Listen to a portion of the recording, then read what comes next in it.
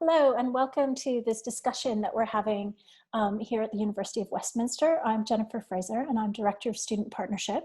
And we've brought together some colleagues in the Center for Education and Teaching Innovation today, along with some students, to have a chat around some of the questions that we're all thinking about as we move onto online learning. And this is one of the ways that we're trying to foster some conversation between students and staff here at the university. So thank you for joining us today. Hello, I'm Manisa Osman. I'm a lecturer on the Foundation Programme. I'll be introducing the questions and moderating the session. So the question we have is, how can we encourage students to participate in online learning spaces? So towards the end of this academic year, teaching staff transformed their face-to-face teaching online.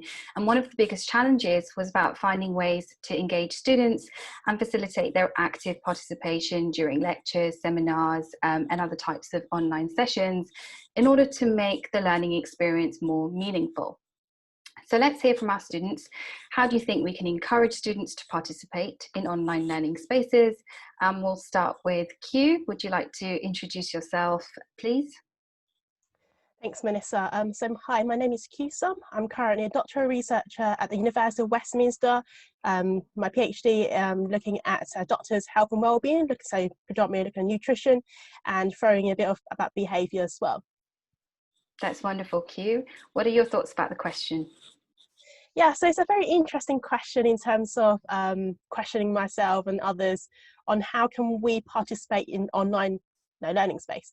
Now we're in lockdown, we can't physically go to places as much as we do, but I think it's taken us all these weeks to actually know and how to settle in and adopt this new learning. And as we move forward now, we don't know what the future might hold, but going and learning online is new, it's innovative, it's exciting, it's all the exciting words that you can think about probably.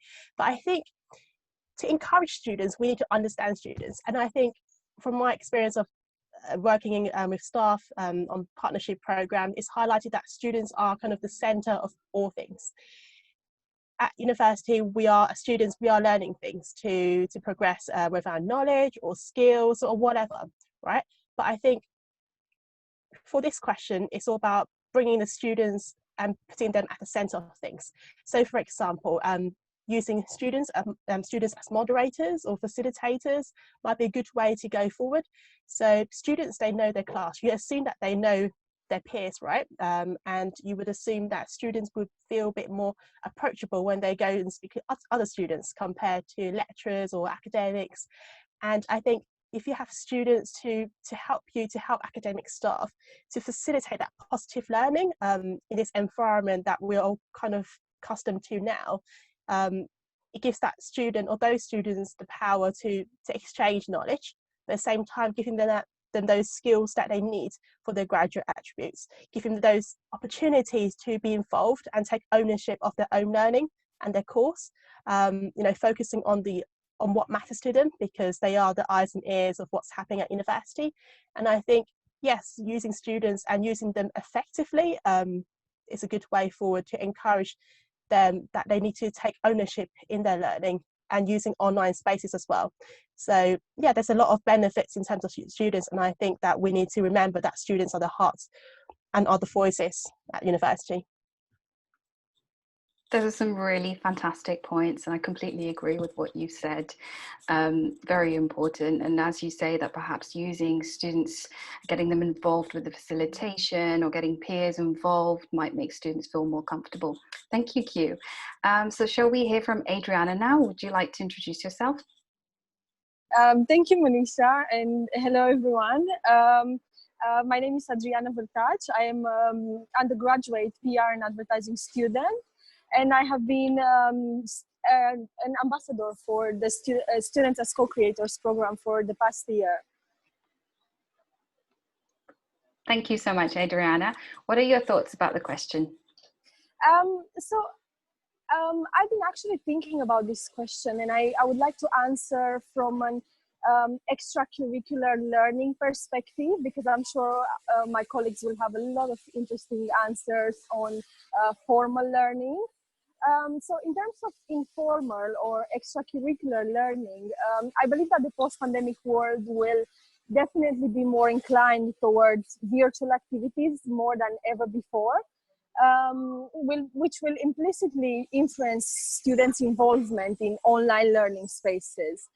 So that's why this transition will actually change the traditional ways of self-promotion and networking necessary for many students preparing to enter the workforce.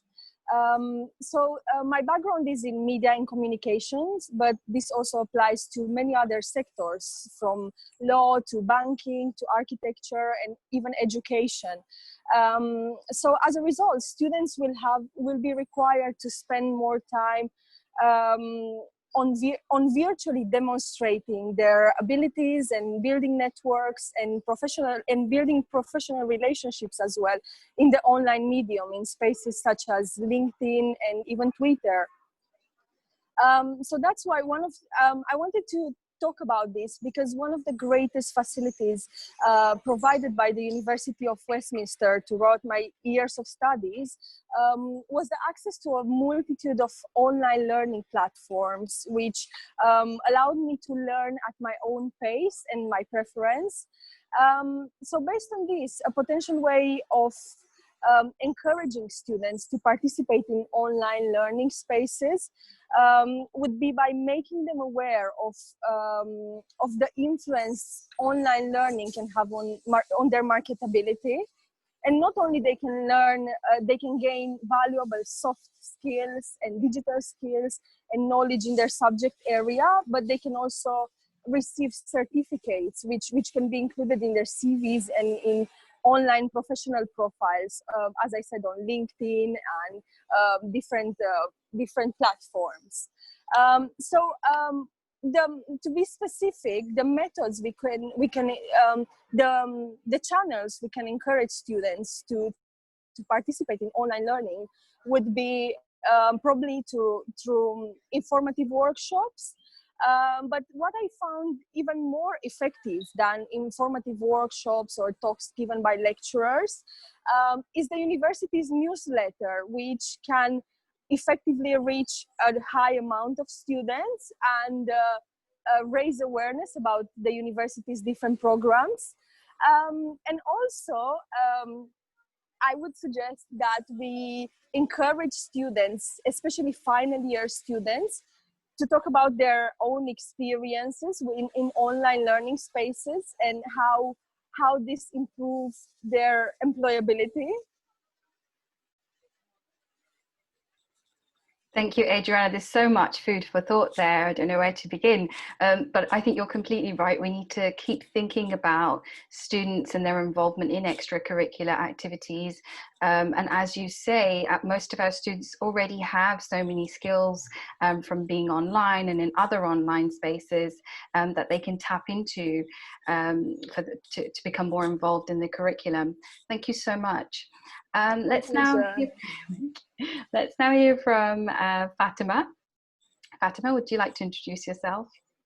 Hi, my name is Fatima Zahra Somji. I'm a third year animation student from Harrow.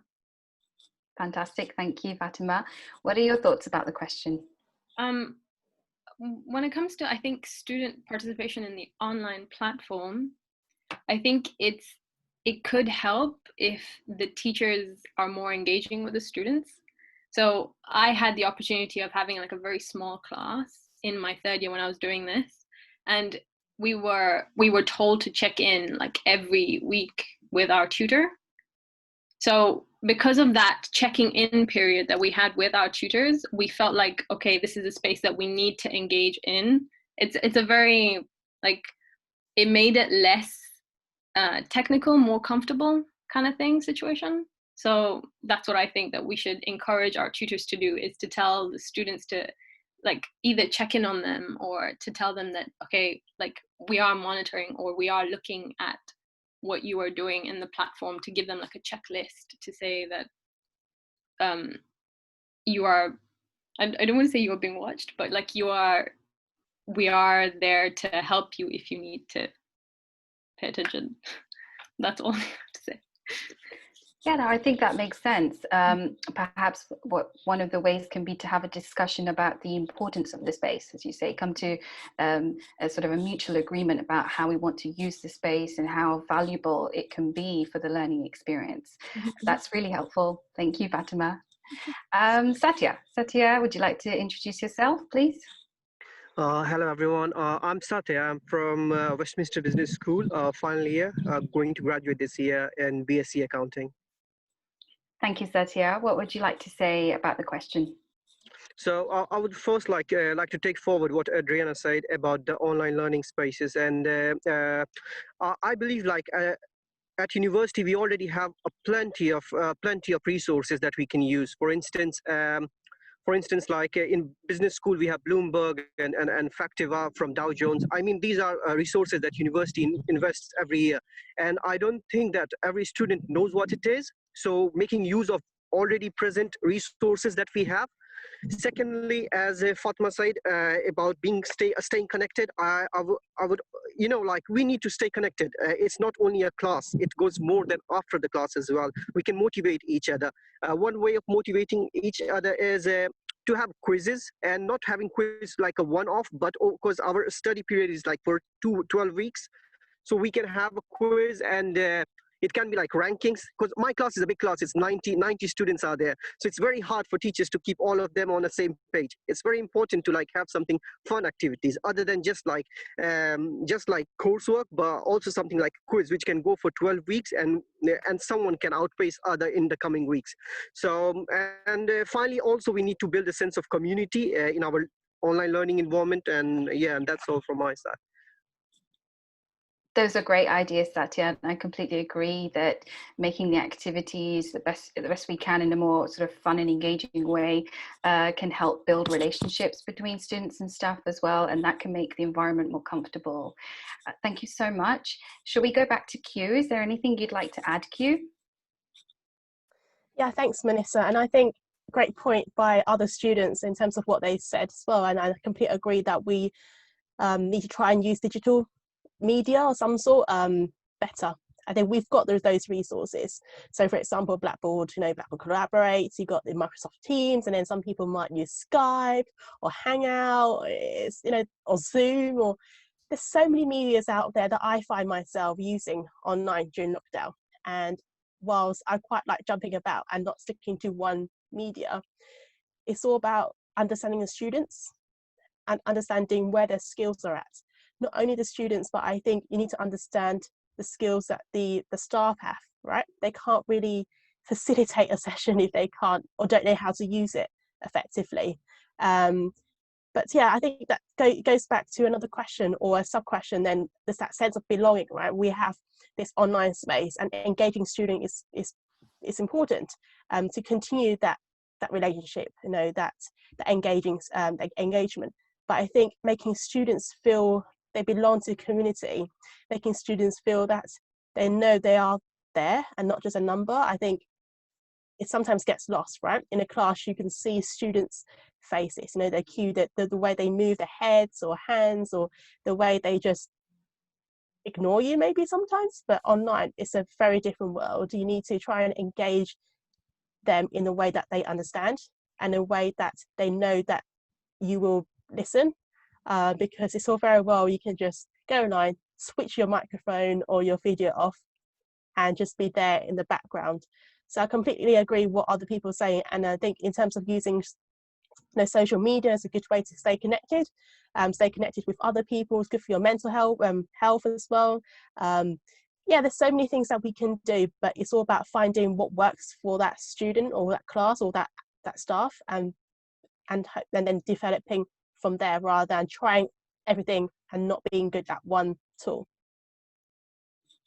Absolutely, yeah. And as you say, those visual cues in particular are so important for a teacher as well. You look towards your students once you've said something, and you really want to, gather some information from their expressions about how things are going. And I think most colleagues will agree that we've really missed that in our online teaching.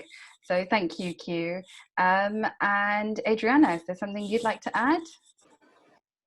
Yes, thank you, Monisha. So I couldn't agree more with what Q and Satya and Fatima said.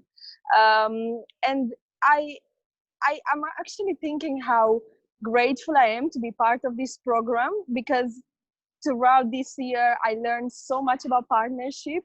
And now, even though we don't have the chance to benefit from real learning spaces, but we moved on digital, on virtual spaces, I think partnership can teach us so much about how the relationship between students and teachers can be reshaped and can become much more friendlier, and exactly to accommodate the need of the students, to feel that they belong to the community and to feel that they are accepted, which they probably will struggle a little bit, especially international students, which will be learning from their own homes or something like this. So they would not have the chance to feel like they move to university and they go to classes and they meet their tutors and classmates and professors.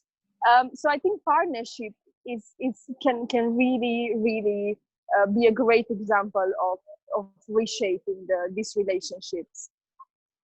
That is so wonderful. It's so wonderful you say that. And I think Jennifer also knows that if I start talking about partnership, this video will, we'll be here for hours.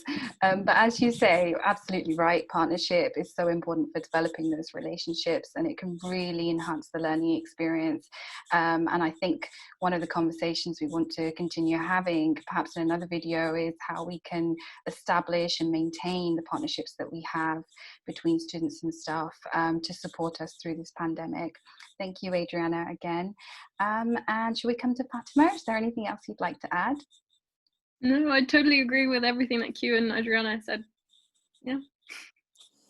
That's wonderful. Thank you so much, Fatima. This has been a great online learning experience and a space that you've come into so bravely and shared all your thoughts. So thanks again, and I'll hand over to Jennifer. Is there something you'd like to add? Thanks. I guess I also just wanted to check with Satya if he had anything that he wanted to add. Is there anything you want to add? So yeah, I can just say that we can also use feedbacks for as a tool for motivation. So because it's very hard, like when you are in physical classroom, it's very hard to give feedback to everyone. But online, I think it's much easier. So we can use that. But everything else, I think that has been said before. Great. Well, thank you to all of you. It's been amazing to hear your ideas, and I'm really looking forward to continuing to chat with you over the summer as we move more into online teaching. But thanks for sharing your ideas, and hopefully we'll get to do this again soon. Thanks.